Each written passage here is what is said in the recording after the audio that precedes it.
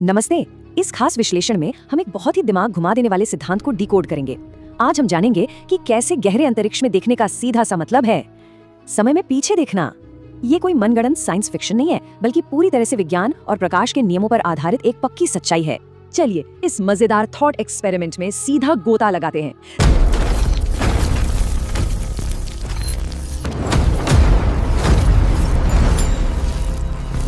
जरा सोचिए, क्या हो अगर रात के आसमान में हम जो कुछ भी देख रहे हैं वो असल में पहले ही खत्म हो चुका हो। ये एक ऐसा सवाल है जो ब्रह्मांड की असलियत को देखने का हमारा नजरिया पूरी तरह से पलट सकता है। तो चलिए भाग 1 से शुरू करते हैं। सबसे पहले हमें ये समझना होगा कि जिसे हम वर्तमान या प्रेजेंट कहते हैं वो महज एक भ्रम है। देखिए, बात बिल्कुल सीधी सी है। इस ब्रह्मांड में स्पीड की एक अल्टीमेट लिमिट है, प्रकाश की गति, जो कि लगभग 3 लाख किलोमीटर प्रति सेकंड है। इसका मतलब है कि रोशनी को सफर करने में थोड़ा टाइम तो लगता ही है।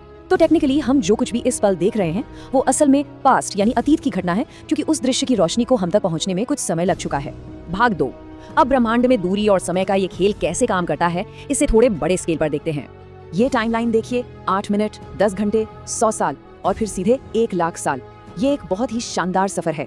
जैसे जैसे हम यूनिवर्स में दूर जाते हैं, हम असल में समय में और पीछे जा रहे होते हैं।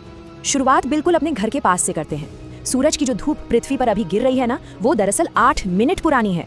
अगर मान लीजिए सूरज अचानक गायब भी हो जाए तो हमें पूरे 8 मिनट तक हवा भी नहीं लगेगी कि ऊपर क्या हो गया है। हम हमेशा 8 मिनट के डिले पर चल रहे हैं। अब इसी दूरी को थोड़ा और बढ़ाते हैं। चलिए चलते हैं नेपच्यून यानी वरुण ग्रह तक। वहाँ ये दूरी बढ़कर सीधे 10 घंटे की हो जाती है। मतलब एक ही टाइम पर ब्रह्मांड में 2 अलग अलग रियलिटीज चल रही हैं। इसको एक बहुत ही इमोशनल और प्रैक्टिकल उदाहरण से समझते हैं। सोर्स के मुताबिक मान लीजिए बदकिस्मती से पृथ्वी पर किसी बच्चे के साथ कोई जानलेवा दुर्घटना हो जाती।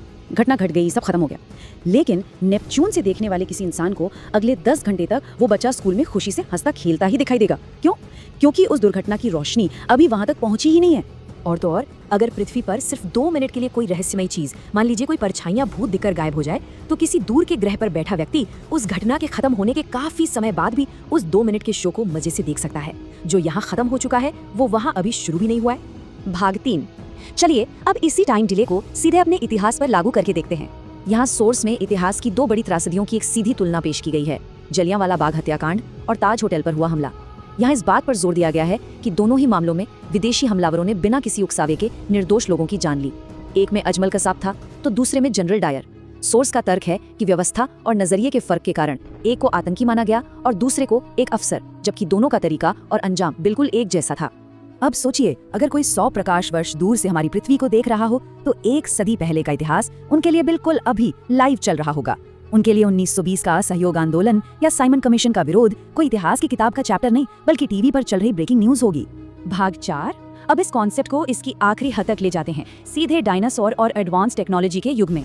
सोर्स में ये भी बताया गया है कि नासा ने सैद्धांतिक तौर पर कुछ ऐसे सैटेलाइट्स भेजने पर विचार किया है जो डीप स्पेस में जाकर पृथ्वी से आ रही पुरानी रोशनी को रिकॉर्ड कर सकें।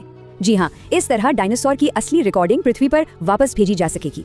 बेशक ये प्रोसेस इतना लंबा है कि इसे सिर्फ भविष्य की पीढ़ियां ही देख पाएंगी, लेकिन जरा सोचिए, ये कंकालों पर आधारित कोई थियरी नहीं, बल्कि इतिहास का आंखों देखा हाल होगा। डायनासोर की वीडियो रिकॉर्डिंग देखना शायद किसी साइंस फिक्शन मूवी जैसा लगे, लेकिन सोर्स हमें बड़े ही मजेदार तरीके से याद दिलाता है कि हमारी तकनीक कितनी तेजी से बदलती है। याद है 1995 का वो रेंगने वाला डायल अप इंटरनेट, या 2012 का ओपेरा मिनी, जब लोग यूट्यूब को ऊटू बोलने की गलती कर बैठे थे। और आज देखिए, सब कुछ इंस्टेंट है। इस स्पीड को देखें तो भविष्य में स्पेस टाइम रिकॉर्डिंग सैटेलाइट्स का आइडिया बिल्कुल मुमकिन लगता है।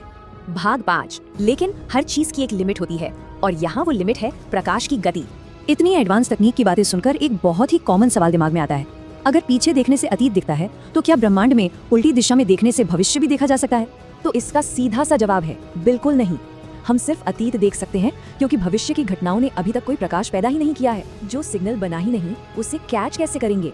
इसलिए इंसान सिर्फ और सिर्फ पास्ट को ही देख सकता है।